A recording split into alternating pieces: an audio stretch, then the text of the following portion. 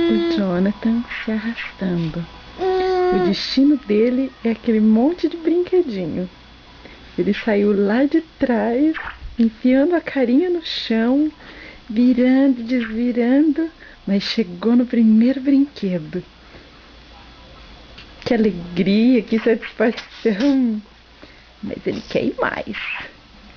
E se arrasta e pega os brinquedinhos. Jonathan.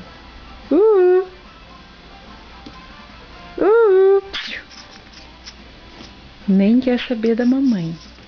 O negócio dele são os brinquedinhos.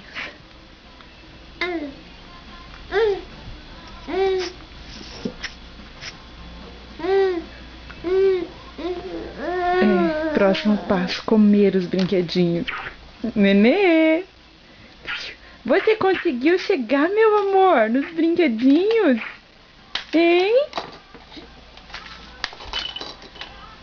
Que briga! E a paixão dele é o gato.